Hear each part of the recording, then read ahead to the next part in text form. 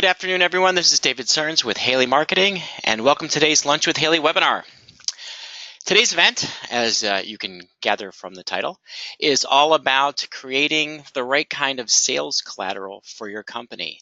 How the right, in quotes, brochure can have a big impact on how you sell. So we're going to talk about a bunch of things when it comes to sales collateral. I know over the years this has been a topic that I've had conversations with many staffing company owners about. Some people are ardent believers that a brochure is an absolutely essential sales tool, and others are in the exact opposite camp, thinking that there is nothing less valuable, more disruptive to their sales process than having sales collateral. And so what we're going to do today is try to answer that debate, or at least provide a number of different answers to that debate to help you figure out, does it make sense to have collateral for your company? And if so, what kinds of collateral and how should you use it? So our game plan for today is to first take a look at that question. Do staffing companies really need a brochure? And we're going to take a look at some of the reasons you might and a number of the reasons why you might not. We're going to talk about strategy, and if you're going to use sales collateral, how to use tools like this as part of a sales strategy. So whether you're in sales or recruiting, we're going to think about how collateral could help you be more effective in getting appointments, winning customers, increasing the sale of higher margin solutions. I don't think I have any specific slides in here about recruiting, but if questions come up, we can even talk about how collateral could have an impact in recruiting as well. We're going to look at a few different delivery options, because when it comes to collateral, let me try that again, there certainly are a ton of different things you can do. Everything does not have to be a trifold brochure that fits in a number 10 envelope. And we're going to wrap things up today with a quick overview of how you can design great looking content without breaking the bank. So with that stated, let's jump right in with the first question. Do staffing firms really need a brochure? And as I said in the introduction, a lot of companies think yes, it's really valuable. When a prospect calls and says, can you send me some information on your company? It looks pretty unprofessional to not have anything to send. Others will say, you know what, I don't want my salespeople just sending brochures instead of making sales calls, and isn't all that information all on my website already? Well, if you're thinking about a brochure as just a list of here's what we do and here's who we are, yeah, you're probably right if you think that we don't really need that. Your website does do that. Your salespeople should be doing that. But if you think about how a brochure can be used to enhance your sales process, or more accurately, sales collateral can be used to enhance your sales process, then there might be a lot of value to creating the right collateral for your organization. But let's take a look at 5 reasons that people have come to us in the past why they thought they needed a brochure, and we told them flat out those are not reasons you need a new brochure. So number 1, you don't need a new brochure because your current brochure is old. Now, if it's old because it doesn't represent you well, then you need to update it. But if it's just old and you're tired of looking at it, but still got the right imagery, it's still got a great look, it's still got the right content, because you're bored with something is not a reason to create a new brochure. You don't need a brochure just because you're going to a trade show, a job fair, or some other industry event. You can go to an event without having a brochure in your organization at all. In fact, if too much of what you're doing is handing brochures, they get thrown into someone's giant bag of stuff. What happens is that bag of stuff gets home, the person goes through it at 100 miles an hour and throws almost everything in the garbage. So if I'm going to put something into a prospect's giant bag of stuff or hand to a candidate, I don't want just a brochure. It's got to be something that they're going to want to look at again when they get home. I don't need a brochure just because a client asks, can you email me some information about your firm? Yes, it's good to have something to share, but it doesn't mean you need to have a brochure. Again, your website is probably going to be the best brochure that you have. However, when someone does ask you that question, can you email me some information? You want to send them something so that your email stands out, just like the information coming out of that trade show bag. If somebody gets emailed information from you, it needs to be memorable. It needs to help differentiate you. It needs to reinforce your story and your value proposition. It needs to make the prospect say, boy, this is a company that I want to talk to. You absolutely don't need a brochure because your salespeople need a crutch. I've heard this before, not that anybody says the salespeople need a crutch, but I've heard owners of companies say, my salespeople are constantly being asked to send collateral, so we need something to send. If you're sending collateral because the salespeople don't know how to do a good job on the sale, that's a training issue. I think that's pretty obvious. If you're sending collateral because the salesperson is leveraging it to have a more meaningful conversation, to solve bigger problems for clients because it helps ensure that your organization is being talked about in a more consistent manner, well, that's not a crutch. That is a good enhancement to your sales process. And you don't need a brochure just because you want to tell people about your services. Your sales reps, your recruiters, they should be really good at talking about your organization. Your website should convey the value of your organization. It should have the right words and images. A brochure's purpose is not just to tell people about what you do. It's to convince them why they want to talk to you again. Not necessarily why they want to buy from you, but at least to convince them why they want to talk to you again. What you really need is not a brochure. In fact, I don't want you to even think about brochures during the rest of today's presentation. I want you to think about your sales strategy. I want you to think about a brochure as not some paper or PDF document all about our organization, but think about it as content. Content that you're going to share with a prospective client or a candidate. Content that may be designed to influence a business owner, an HR manager, a purchasing manager. Content that you're going to integrate into your sales strategy to help you to open doors. What can you put in front of that first call? Or if you're doing drop buys, what can you do that you're dropping off that makes the follow-up more effective, that gets a higher percentage of people to take your call and agree to a meeting? What can you share that makes it easier to get appointments? If my brochure positions me so that I look like every other staffing company, I'm not going to get appointments from it. It was not a good investment.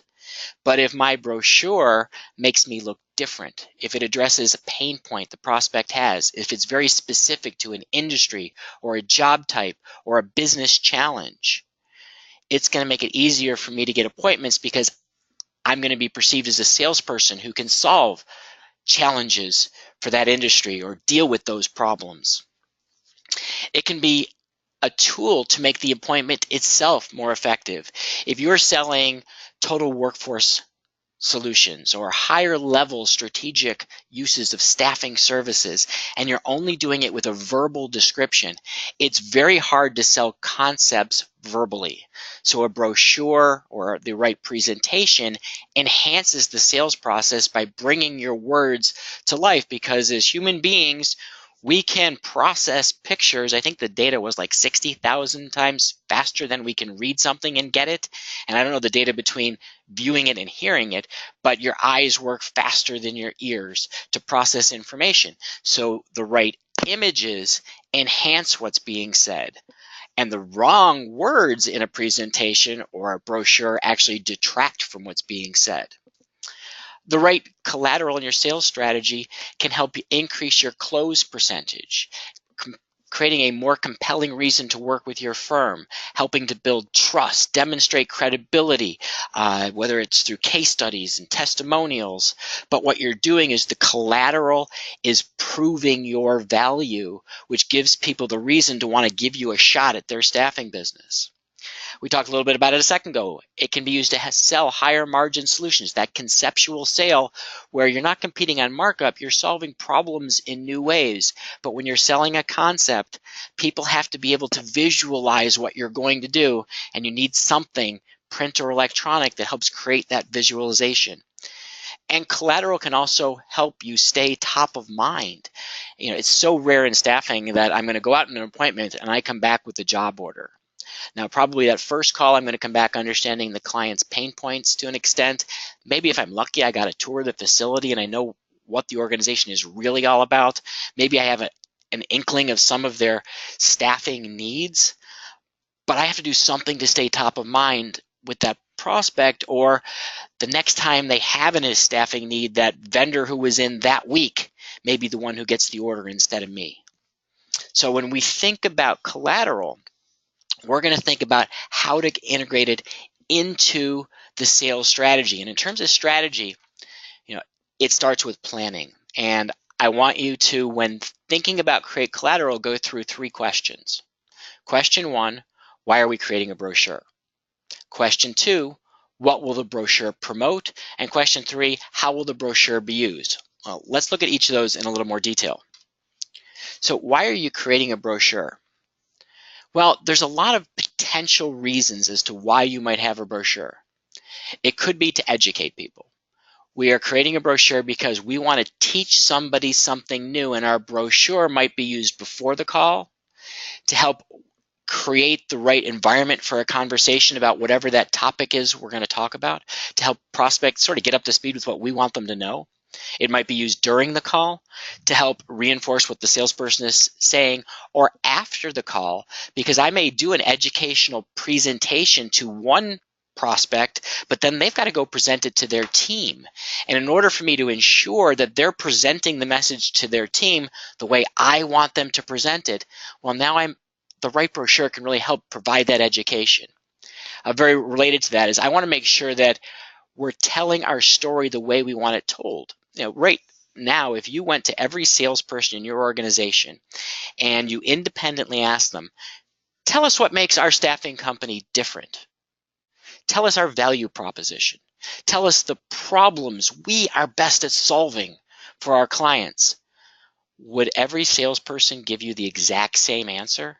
Because if not, your brand message in the marketplace is probably getting muddied because different people are saying different things about you. They're trying to convey different value. And the right collateral materials can help ensure that everybody in the organization is saying the same things and in similar ways. You don't have to sound like robots, but the brochure helps ensure that the corporate story is told the way the corporation wants it told. As I mentioned a few minutes ago, a brochure's value is often to build credibility. It'll show off the awards you've won.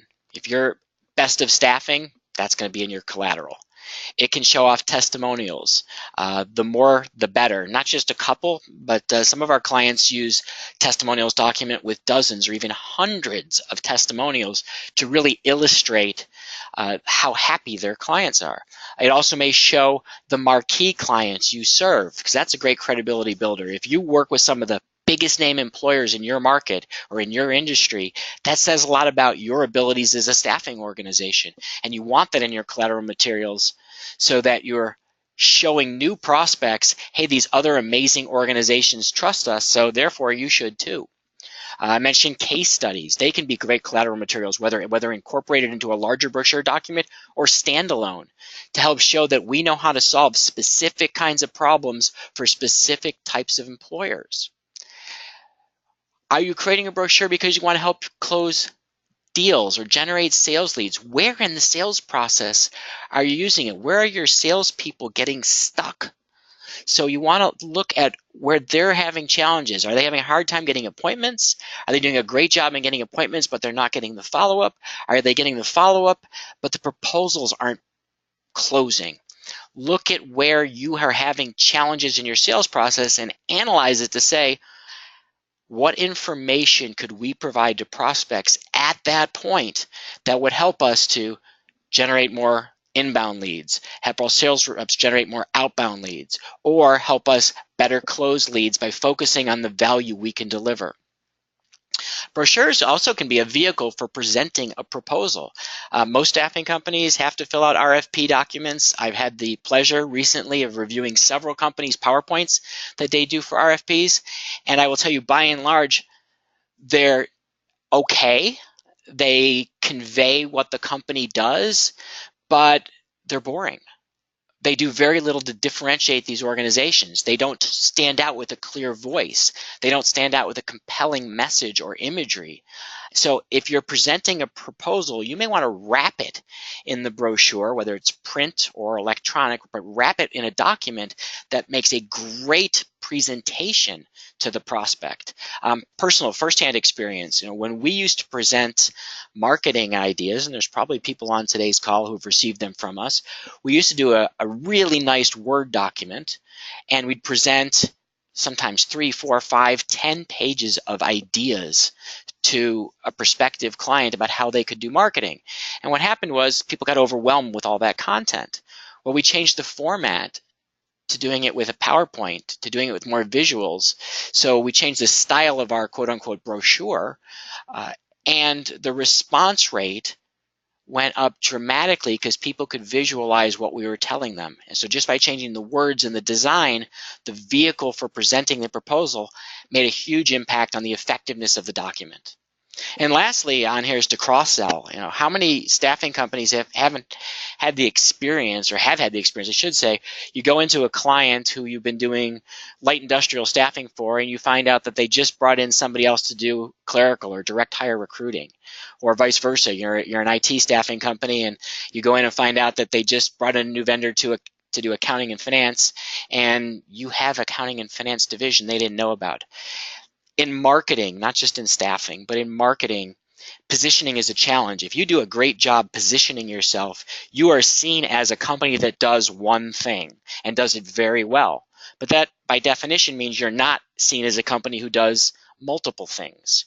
And cross-selling can become very difficult because prospects see us for whatever they purchased from us first.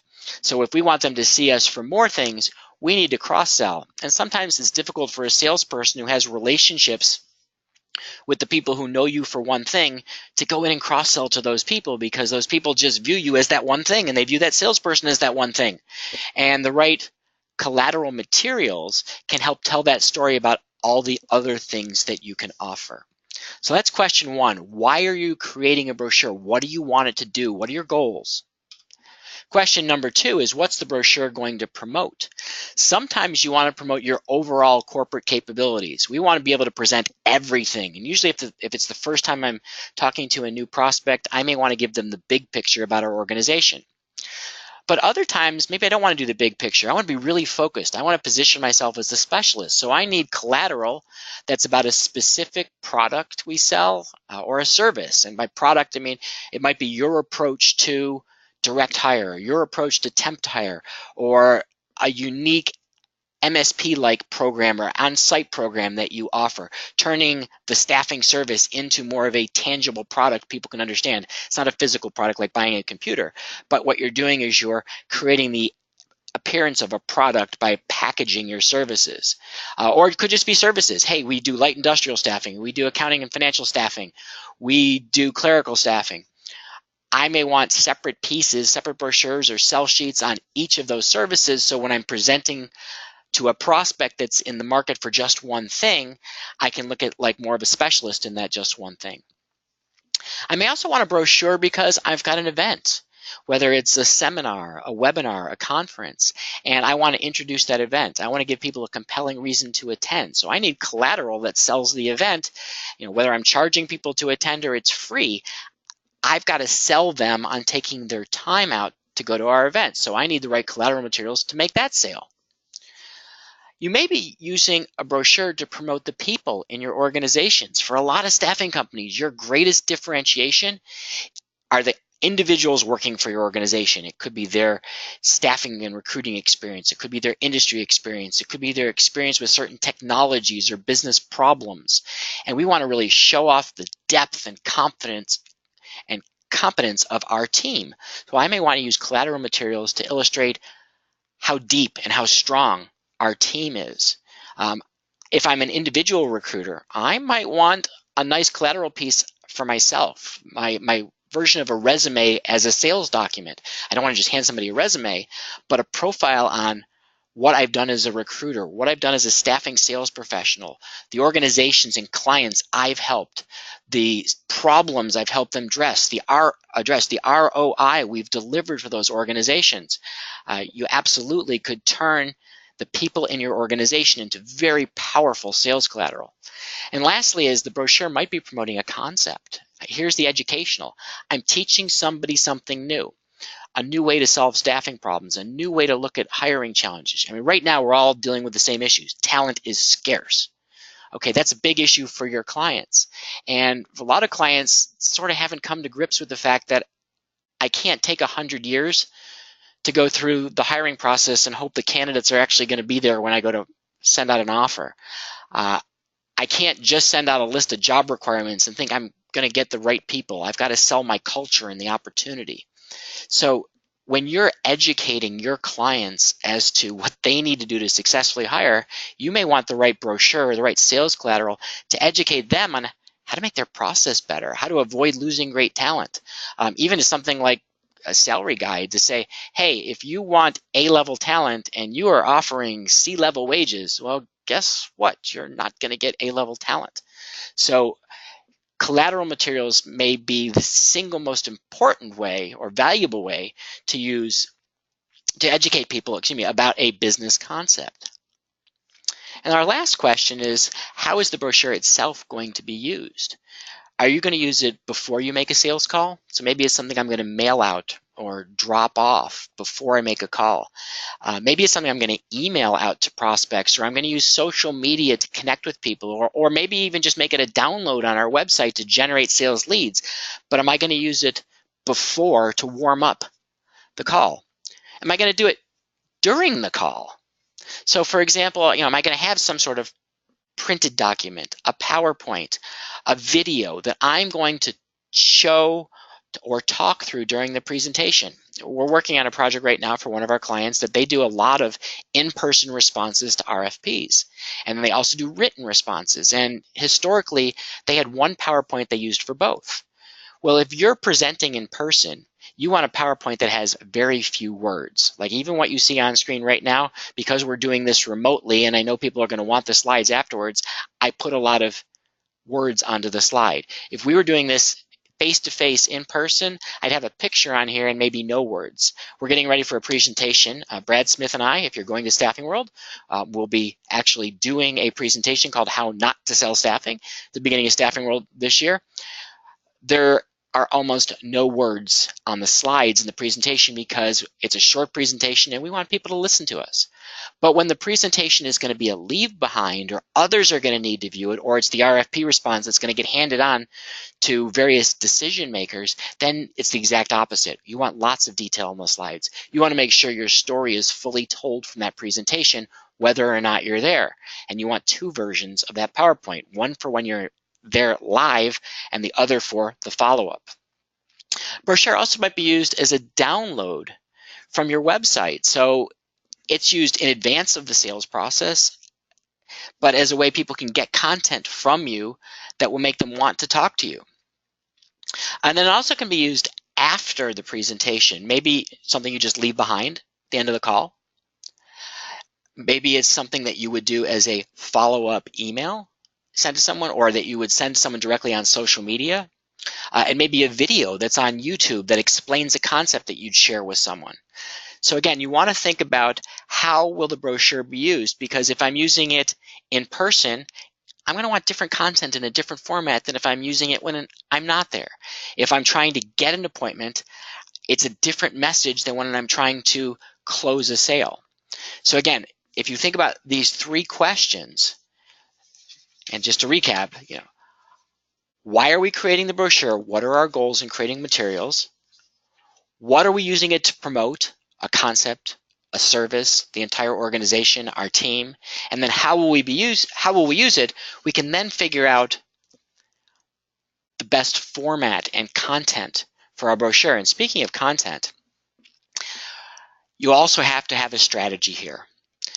Content in a brochure is not about you. It's about the recipient. It's about the client. It's about their challenges. Typically, we see when people think about sales collateral, they want to talk about their own services, their own capabilities, or just the talent on their team. But start first thinking about your clients, their challenges, their needs, and how your services, your company, those talented people are the best possible answer to the questions your clients and your prospects are asking. Sometimes a brochure is going to be promotional, and it will illustrate problems you can solve and the value you offer, and sometimes it's going to be educational, highlighting an issue or opportunity and the impact of that issue or opportunity on your clients. And so when you're thinking about content strategy, that helps you determine what are we putting in this, because the content strategy drives the actions we want people to take, and it also drives how our sales team will integrate their activities with the collateral. And always, always, always write from the reader's perspective. As I was making this slide, the analogy that came to mind is that this is not the three little pigs squeaking wee, wee, wee.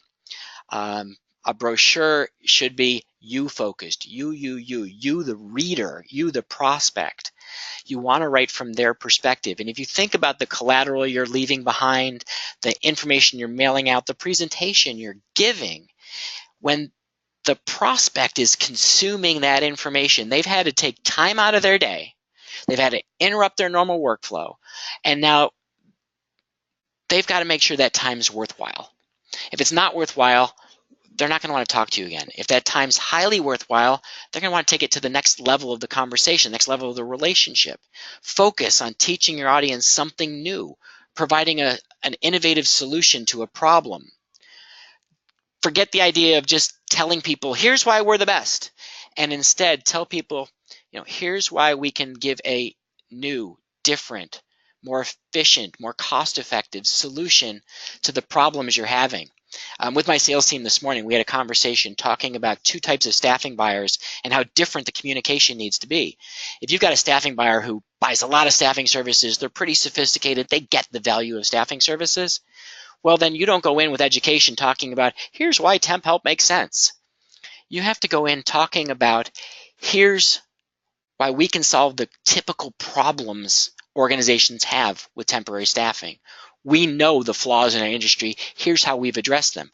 But if I'm going in with somebody who may not believe in the value of staffing or may not understand it, then my collateral materials and my sales presentation has to be about educating them about how staffing can be used as a tool to drive productivity and manage employment risk and drive down total cost of labor. If I can show that audience that staffing works, that staffing is valuable, they want to talk to me. But that first audience, they already know staffing works. They're already using it. They may have 10 vendors they're working with.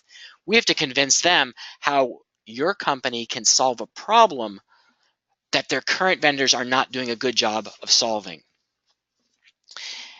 And in terms of thinking about the content strategy, I want you to think about who is the audience and what do they need to know. So again, I talked about two types of content, promotional content. If the audience already knows a lot about staffing, what is it that we need to promote about your organization that will make people want to talk to you? Is it the depth of your team? Is it the relevant experience? Is it your recruiting skill for specific niche skills? I mean, what is it that gives people a reason to schedule an appointment with your salesperson or to continue the conversation because we're promoting the value we can deliver? But other times it's that education. So we want to have information that teaches an audience something they need to know about the value of staffing, temp to hire, direct hire services, MSP programs, VMS, whatever it is you're looking to sell. If the audience doesn't already understand that value, we need educational content before we ever get to promotional content. The sample you see on screen right now is actually from a direct marketing campaign, but there was a brochure, a piece of collateral in there that was addressing the 2015 Innovero results, which showed that on average, the net promoter score for the staffing industry in 2015 from employers was a -3 or 3 below 0. And then it addressed this particular organization, what they do very differently than others. It was promotional content, sort of blended with educational, but to show how traditional staffing companies had a process that was very flawed and how this organization approached the value proposition of staffing in an entirely different way to deliver better value, and why instead of a -3, they had a sort of mind-blowing 78 net promoter, which for those of you who keep score is better than Apple Computer does. In terms of building promotional content, skip the platitudes, skip the, here's why we're the best, the greatest, the fastest, the smartest, and instead focus on proving your value. You're dealing with a skeptical audience. So every staffing company is promising that their services are really good. Every staffing company is promising to be responsive. Every staffing company is promising to provide great talent. So if you're promising these things, you sound like everybody else, but we want to prove that you really do those things. You want to do that with testimonials, short case studies. If you collect performance metrics, time to fill, turnover rate, or actual metrics based on the ROI you've delivered. How much did you increase productivity? How much did you reduce overtime expenses? How much did you reduce turnover? The more you can quote data and real client testimonials and real examples of problems you've solved, the more effective your collateral is going to be. If you do customer satisfaction scores, whether it's Net Promoter or some other tool, report the scores you're getting. Quick timeout on Net Promoter. If you do a Net Promoter score, for those of you who are familiar with it, you get a rating that says, here's the measurement between our promoters and our detractors. Well, as I mentioned, that last company, they had a 78, which is really world-class, like best in the world level customer satisfaction Net Promoter.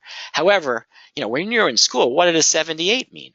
Well, it meant you got a C average, and mom and dad were coming down your backside saying, why didn't you do well? So if you just say, hey, we got a 78 Net Promoter, and the client doesn't understand Net Promoter, that can actually negatively impact that amazing client satisfaction. So whatever you use, you also have to make sure the client understands the metric and you're explaining the value of that metric.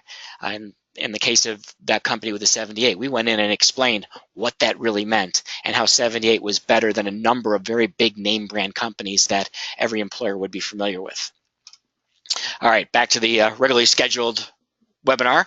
The other way to prove your value is demonstrating very focused expertise, whether it's the industry you serve, the technical skills you recruit for, the technical capabilities of your recruiting teams.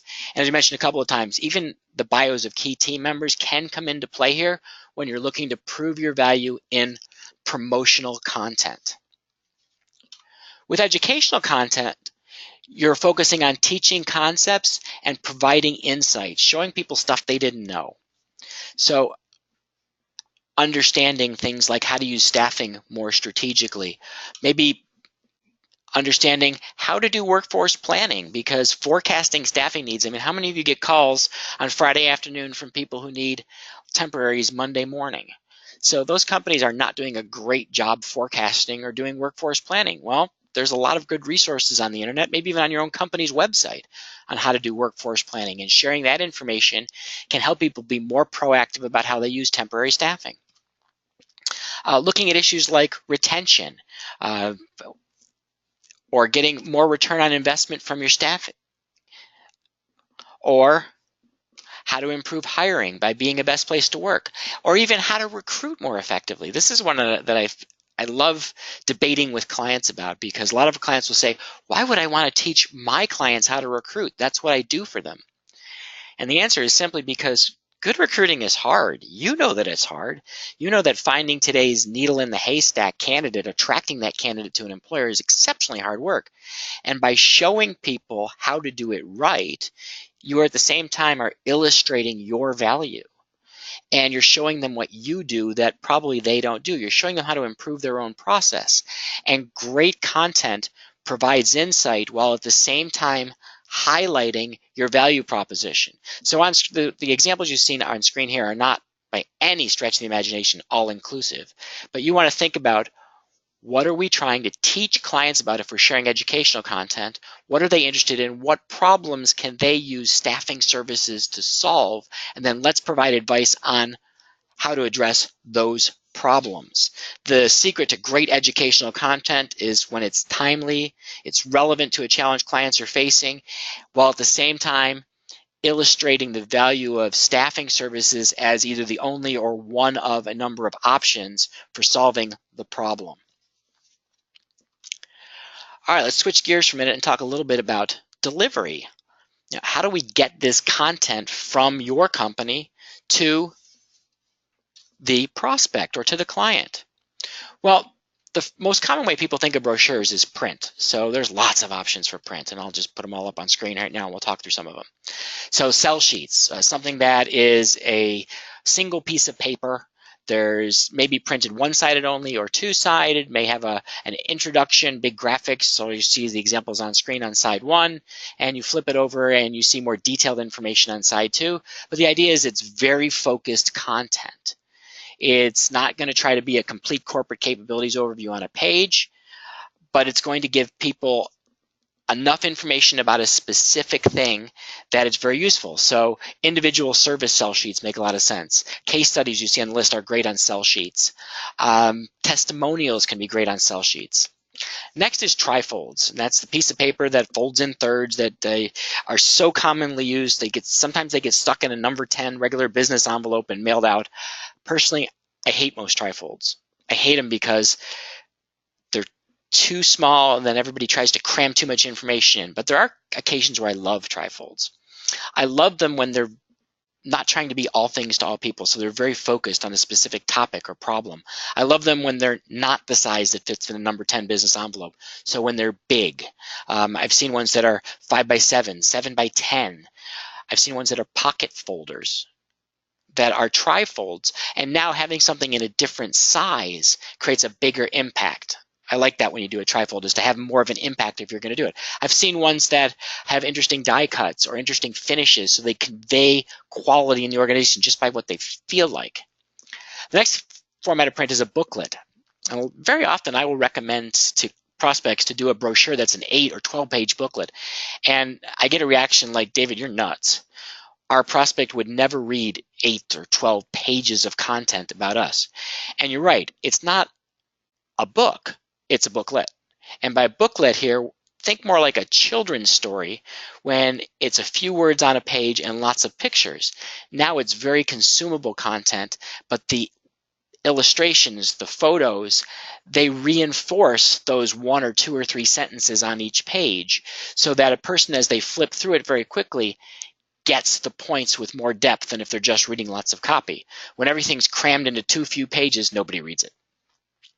Pocket folders, just name implies, just a big folder that you can put materials in. They have a pocket. Sometimes they'll have the equivalent of a brochure stitched or stapled inside so that it's always there. Other times they're just folders that can be used to insert sell sheets or other smaller brochures or RFP responses. And then a couple of specific types of content for print, white papers or case studies, where you're sharing, in the case of the white paper, educational content in a nice format to convey value, or a case study in a simple format to illustrate your value. On the other side, probably the more popular version these days is electronic. Now with electronic, again, there's lots of formats. So we can have content, and again, we're not just thinking brochures here, we're thinking about how to convey information, and that sales collateral is content we're sharing throughout the sales process. So we can have ebooks that are just like those print booklets. They can be anything from a couple of pages long to, you'll see an example coming up, they can be 30, 40, 50 pages long. They should be good informational content presented in a PDF document that somebody can just click to flip through the pages. PowerPoint and other presentation software, those presentation decks are sales collateral that can be used before, during, or after the sales process. And the last two are things I think a lot of people don't think about as being sales collateral, but they can be. Videos and animations, and videos being either live actors or explainer type videos that are animated videos where you are using them to introduce services, introduce team, or more likely introduce concepts. Videos can be a really powerful way to introduce concepts because you can share the video with someone via email, via LinkedIn, via other social media. Once they've seen the video, now you have something to talk about in your sales call. And the last one is the animations or illustrations. probably the most popular version is people who are doing infographics, taking information about your organization and then turning it into a very nice graphical presentation so it's easy to understand what you're all about. I sort of like corporate capabilities overviews, the high level one that could be done as an infographic because it allows people at a glance to see all the cool things you've done and the capabilities you have. So what works best? You've got all these choices. Well, I'd love to tell you there was one right answer, but you have to go back to your strategy. Match the format to the use case. If the salespeople are presenting, I want probably something that's print or a PowerPoint or other presentation format. If I'm doing a drop-off, I absolutely want print. If I'm doing something to get someone's attention before a meeting, I want print. But if it's a follow-up, it's probably going to be electronic. I don't need print for a follow-up. Electronic is cheaper to produce, but I don't need to worry about getting attention. I want to match the design to the message. So I want to make sure that the content, the copy is designed to get my points across as effectively as possible. I like the example on screen on here. You know, the world's most painless call to action. We're telling people we're about to tell you what to do. In giant words, you know, there's only 7 words on an entire, I think that's 7-inch by 10-inch page. But there's only 7 words to read, but it tells you what's about to come. It gets your attention. So you're matching the design to the communication objective. And then the print or electronic decision goes back to how you're going to use it, the use case. And very often you want to have both. Any document you create, you're going to want to at least have an electronic version of. Any print document, you probably want an electronic backup. And as I mentioned earlier with the case of the RFP presentation, you may want 2 formats. You know, one for very detailed information for a leave behind, one with almost no copy for a live presentation. All right, let's take a look at a few examples. And for those of you who are about to jump all over me, because I'm not going to go into every page of every document, I'm not going to go into every page of every document, but at a high level, I'm going to show you a little more detail on some of the things we've already been looking at in the presentation. So promotional collateral. We've seen sell sheets, which you see on the left from Cornerstone, a booklet style brochure. You see the bifold pieces at the bottom of the page from Focus, which is, again, lots of big pictures, not too much copy, the use of red big headlines. So even if I don't want to read the body copy, I can just skim through it. Great mix of design and content. And then in the upper right corner, Engage Search Services was introducing a concept, and again, done with a brochure style. I believe we also had a pocket folder that could be used to introduce this business model that this particular organization offered and explain how it's different than what people are used to buying when they buy recruiting services and the difference in this specific organization. These are just 3 quick examples of promotional collateral. Next, educational. Here's an example of an ebook. Only designed for electronic distribution. It was 39 pages long, designed as a PDF document, company called Talent Hog, and it was a guide to hiring superstars. And each page walked you through the process of what it takes to hire great talent. At the very end of the book, this company talked about what they do differently. Actually, they weren't a traditional staffing firm. They were a very different kind of organization to help companies more consistently hire top performers for a lower cost. But the page you see as an example of on screen, we have an entire page just dedicated to 3 quotes from famous HR gurus and famous professionals about the value of talent. So we were sort of building the case of why it pays to hire top performing professionals. We mentioned Salary Guides. This is a company in California. They specialize in financial recruiting. So if you're going to be the expert in your market in financial recruiting, well, it makes a lot of sense to put together the guide on financial salaries for your geographic market.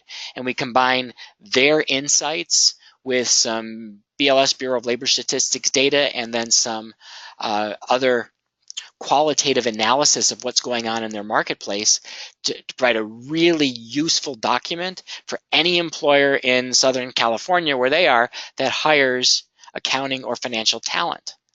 And again, they'll do it primarily for electronic distribution, but we designed it so it can easily be printed and delivered for even more of an impact, particularly when they're trying to break into a prospect. They could print it and drop it off or mail it out.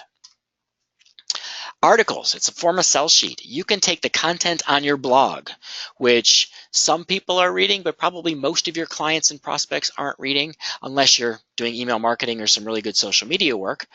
But you can take that content and turn it into a printed educational article. It's an ideal drop-off. Instead of going door to door and leaving a business card behind or leaving a brochure, why not staple your card to a really intriguing educational article that you drop off? Not very expensive to produce, not very expensive to print, but now you've created something that's a conversation starter for the salesperson who's going to do follow-up, because they can follow up and say, hey, I dropped off a piece on staffing for profit.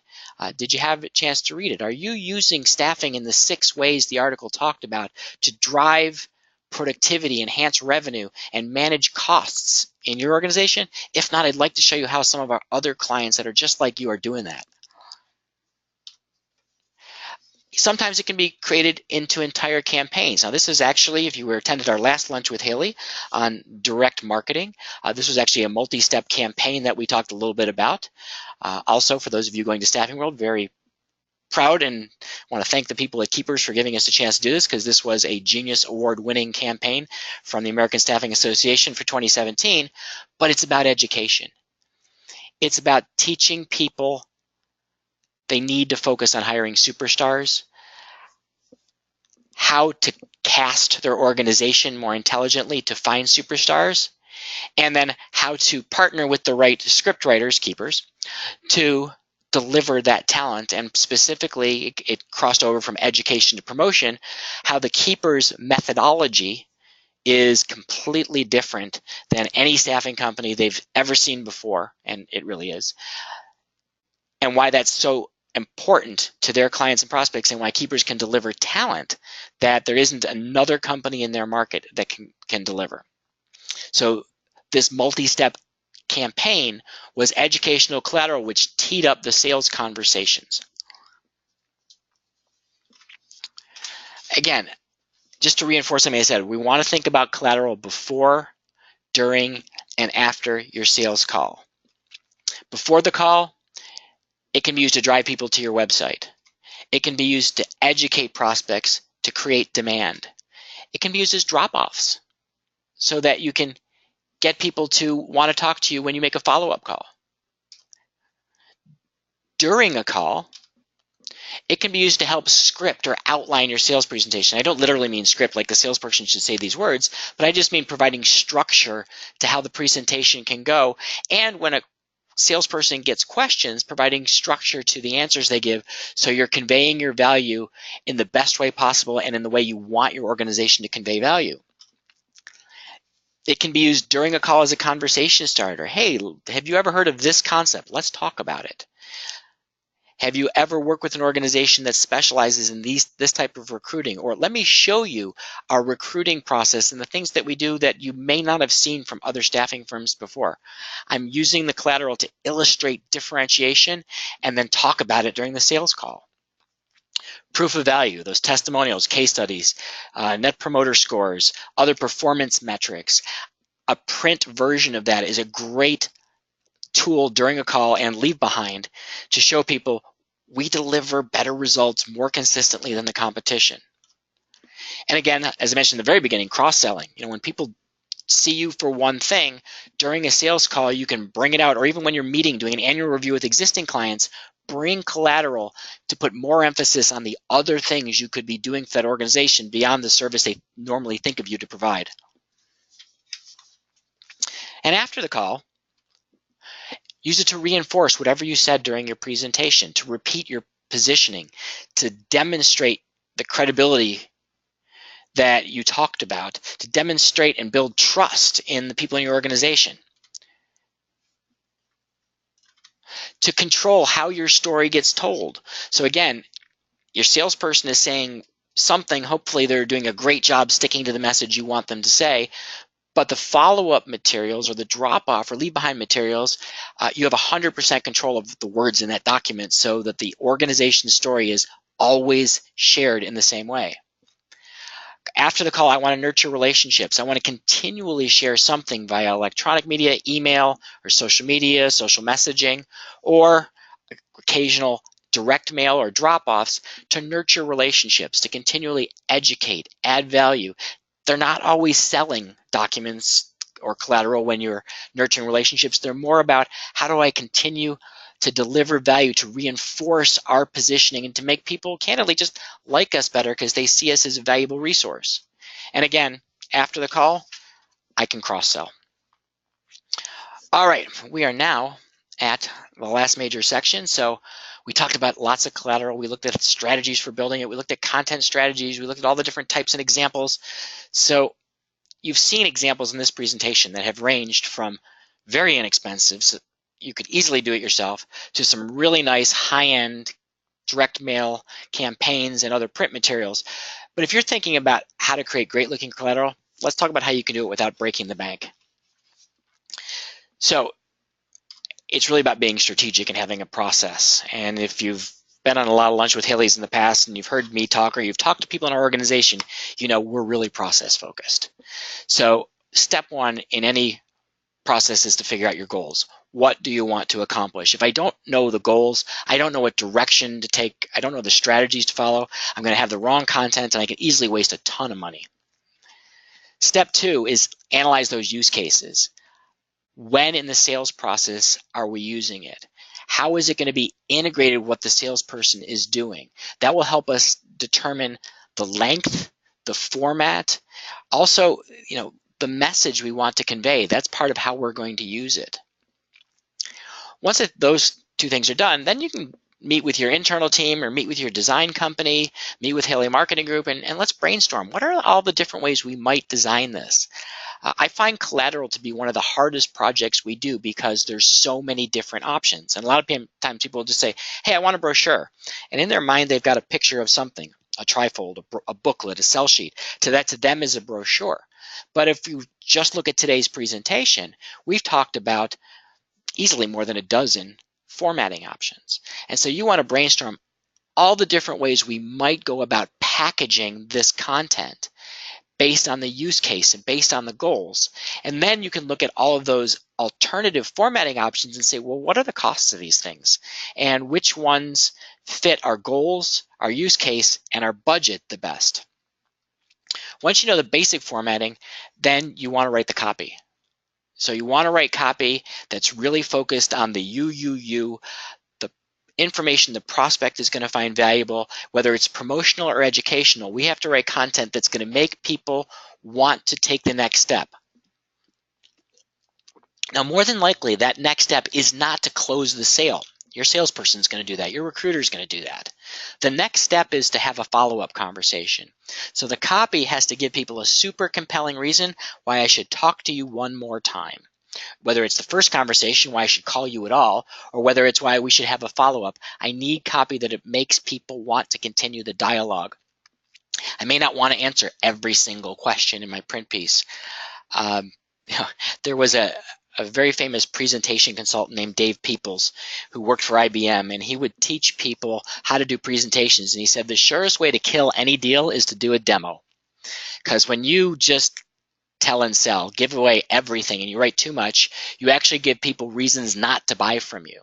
So in your collateral, you want to only include as much content as makes people want to continue the conversation. Next, you do want to invest in great design. If you've, pardon the language, but if you half-ass the project and you don't invest in creating the right perception of your firm, you're not going to attract the right clients. And I've seen this over and over and over again. People do things defining a budget first instead of defining steps 1 through 4 first and then figuring out the budget that will allow them to accomplish the goals. If you set a $1,000 budget, but $2,000 would have accomplished the goals and $1,000 gets you nothing, $2,000 is a brochure that doesn't break the bank even though it's double the price, because it gets the results. Now, it doesn't mean every brochure has to be $2,000 or $5,000 or $10,000. It just means you have to invest in getting great design. And if you're going to print a lot of something, well, then you may want to think about how do we approach the formatting, because print gets very expensive. But if it's just electronic distribution, I can do a lot more with design. I can have a bigger budget because I've got no distribution cost. And that goes to the last step, is only print what you really need. We've done this ourselves. I'm sure all of you have had experience doing this, where you design a great looking piece, and in order to get economies of scale on commercial printing, you buy 1,000 or 2,000 or 3,000 of the brochure. And then you're going to clean the office 5 years later, and you blow on the box to get the dust off, and you go, oh, I found all these brochures we printed. Great. You forgot you even had them. They didn't get distributed. Thanks to today's digital printing, you can do short run color very affordably, whether it's through your local printer. We use local printers. We use some online printers depending on the need. But you can print in very short quantities. And if I only need 1 or 2 of something, there are even sometimes solutions for getting that little quantity done very professionally at a very reasonable cost. So if you're not printing too much extra, and usually I'll look at how many pieces would the organization as a whole use over a 1-year period, that would be the maximum I'd ever want to print. Oop. But, let's say one more time, don't cheap out. You're better off with no brochure than a poorly done one. No, your brochure is a selling document. It's a positioning document. It's an educational document. Whatever it looks like, whatever the copy says, that's the impression people have of your organization. If you're not comfortable with your own writing skills, get professional help. If you're not a designer, and most of us aren't, get a professional designer to help you out.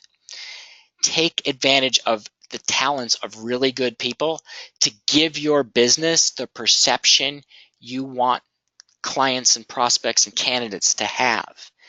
If you don't have the budget to do something right, don't do it at all, or pick a completely different path to accomplishing the goal that would fit the budget.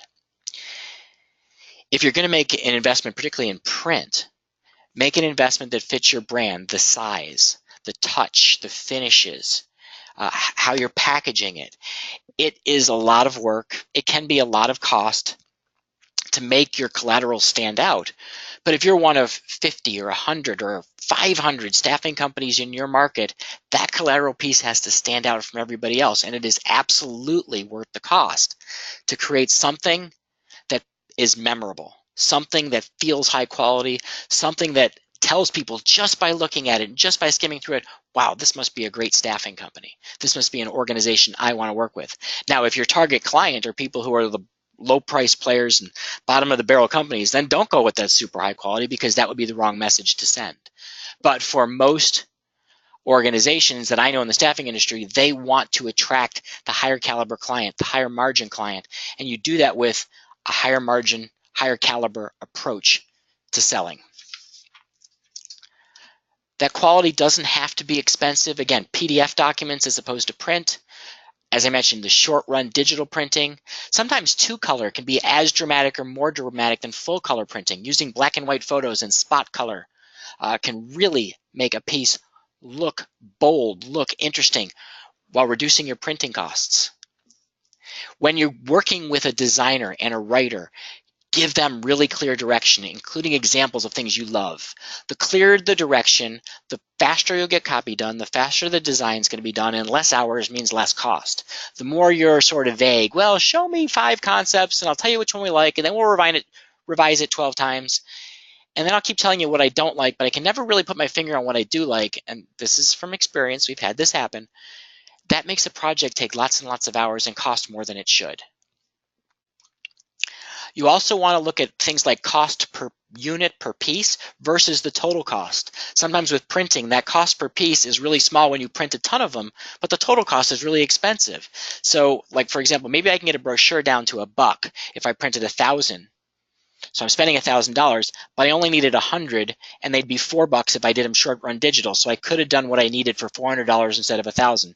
Yes, I don't have 900 extras left over, but I didn't need them. I don't need something I'm going to throw in the trash in a year. One of my favorite tricks is to use remnant space wisely. So if you're commercial printing something, the printer lays things out on a press sheet. It's a rectangular piece of paper. So when they lay out what they're printing, your piece takes up a certain amount of space on that piece of paper. There's other space where nothing's being printed. Now, some printers will gang things in there and fill in the spaces because they're already running the press. They already have the paper going through it. They make more money when they can use every inch of that piece of paper.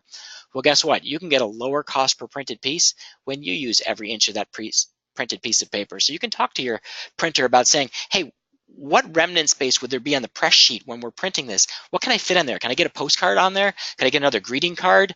Maybe I could do a couple of little greeting cards and make a little booklet out of them. So there are lots of clever ways to use the resources to get more for less. And the other thing is to plan your multiple versions up front. If you're going to want a series of cell sheets or you're going to want 2 versions of a PDF document, plan those versions at the outset because there are economies to doing 2 things either in quick sequence or at the same time so that you're leveraging graphics, you're leveraging design costs, you're leveraging the copywriter's time to get more value out of the investment you're making. Or maybe even just to do like the PowerPoint that's the very detailed version and then ask the design firm, hey, could you cut it all down and now make a short version with less copy? Or maybe you can do that on your own. But plan those versions up front based on the use cases, you'll get more value out of the investment. And yes, for those of you who have ever been on the receiving end, we absolutely practice what we preach. Last year was our 20th birthday. We did a magazine for our birthday, and it was the brochure we used at every conference in 2016. This year, we had a lot of fun, the Staffing Industry Executive Forum. The theme was all about leadership and being a market leader. Well, we said, let's take that to a crazy extreme. Instead of being just a leader, let's be somebody who's going to be a world dominator, and we'll create Haley Marketing's secret guide to world domination. And then we had a lot of fun, like, secret number 1 was be an evil genius. But it was actually an educational booklet with 10 specific ideas on how to run your business more effectively. And if anybody would like a copy of this, let us know. We'd love to send you one. You can just submit a request through the GoToWebinar question box, and we'll send it to you afterwards. Or actually, if either one of these, we have copies because I didn't take my own advice, and we did overprint a little bit on the birthday magazines last year, so we have some leftovers. But both pieces are a combination of educational, lots of good content, and a little bit of promotion intended to also drive people back to our website for a response. So do staffing companies need a brochure? I'll leave that up to you guys to figure out. Hopefully I've shown you today some value that you can get out of collateral by strategically integrating it with your sales process. And if anybody does have questions, I am more than happy to stay on the line and answer questions. I did have one come in. Couldn't find any examples of PowerPoints on your website. Do you do those? Well, it's a sales question for us. So yeah, we have helped clients with PowerPoints. We usually do them when people need them rather than as a regular service because it's hit or miss whether people need help. I think the best PowerPoints, candidly, most people can do on their own. The only thing you really need is access to good photography because if you look at our PowerPoint slides here, you see the logo at the bottom, the hashtag for Lunch with Haley for people who have questions. But then everything above that is either a little line of text and a big picture. And you can do a template like this really easily. I think where people get stuck with PowerPoints is they try to make them too fancy or they try to put too much content into them. So Jackie, if you've got something you're using you'd like us to take a look at, be happy to give you some feedback, and if we can help then implement it, terrific. And I have another question coming in that's a relevant one, which is about upcoming webinars. So our next webinar coming up next week is our product demo. So if you are interested in reputation management, how you can get more 5-star reviews, more testimonials, and keep people from going to social media and complaining, that's what this product demo is all about. We show you the software we use and the service that we provide to help our clients build positive reviews. The question that came in was about Staffing World. Do we do a Lunch with Haley webinar? We absolutely do. It's usually one of our longer formats. We tend to go 90 minutes, and sometimes, and this year we're even debating maybe doing 2 webinars, which will be recapping the presentations we've heard. Now, specifically with the How Not to Sell Staffing webinar, that's one we'll put into our calendar for 2018.